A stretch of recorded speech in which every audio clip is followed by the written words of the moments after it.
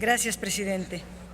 En efecto, México ha sido históricamente un país hospitalario. Dan fe de ello los miles de refugiados de la República Española, muchos de los cuales vinieron a enriquecer la academia y las artes mexicanas. Lo mismo ocurrió años más tarde con el exilio de nuestros hermanos latinoamericanos, cuyos países sufrieron la negra noche de las dictaduras militares o de las guerras civiles. Más recientemente, este país ha sido solidario con nuestros hermanos víctimas de desastres naturales, como el caso de Haití. No podemos decir lo mismo, lamentablemente, sobre el trato que se brinda en el territorio nacional a los migrantes en tránsito, la mayoría centroamericanos, que en su paso por aquí son víctimas de los más terribles abusos. Estamos a pocos años de que nuestra Carta Magna llegue al centenario de su vigencia. A partir de la reforma del artículo 1 en 2011, el texto constitucional comenzó una transición de la noción de garantías individuales a la de los derechos humanos.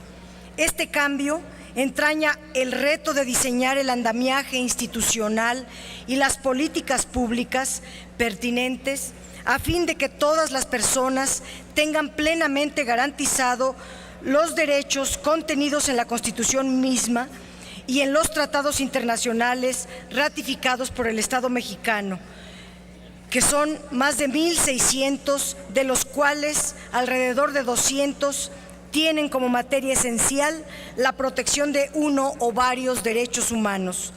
Nuestras disposiciones legales se encuentran desfasadas respecto de los derechos de los extranjeros que residen aquí o que se encuentran de paso en nuestro país. Es por ello que debemos congratularnos con el retiro de las reservas que México mantenía a diversos tratados en materia de protección de los derechos a los extranjeros.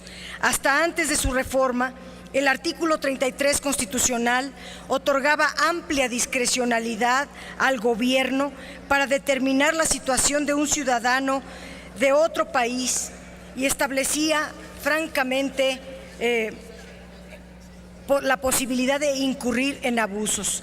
El retiro de estas reservas a los tratados internacionales deriva de la reforma constitucional en materia de derechos humanos de 2011. Se recordará que mediante esta reforma se modificó la forma de concebir, interpretar y aplicar tales derechos en México. De aquí que no sea congruente que se mantengan dichas reservas. Al retirarlas, además, se armoniza el contenido constitucional con lo establecido en los tratados internacionales que el Estado mexicano ha suscrito en materia de derechos humanos. Con la reforma de 2011 se tomó como base la Convención Americana de los Derechos Humanos.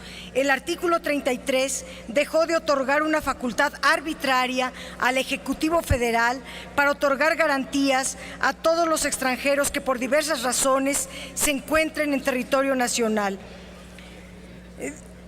Dicho de otro modo, la redacción original daba al Ejecutivo la facultad de expulsar a los extranjeros con toda discrecionalidad. Ahora, en cambio, se establece el derecho de previa audiencia y la obligación gubernamental de seguir y de apegarse a los procedimientos de la ley.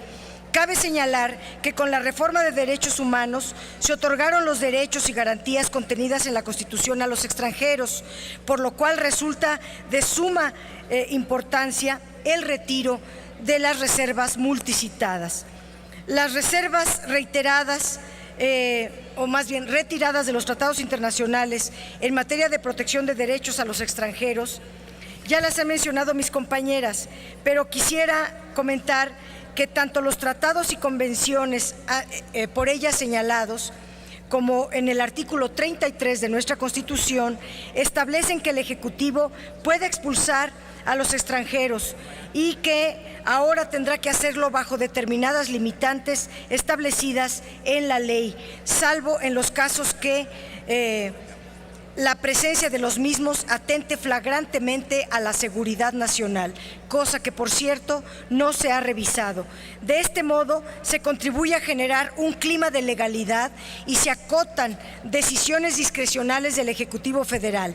Asimismo, al reconocer la competencia contenciosa de la Corte Interamericana de los Derechos Humanos en materia de expulsión de extranjeros, se establece que las decisiones emitidas por la Corte sean de carácter vinculatorio y deben ser cumplidas por el Estado mexicano en los casos revisados.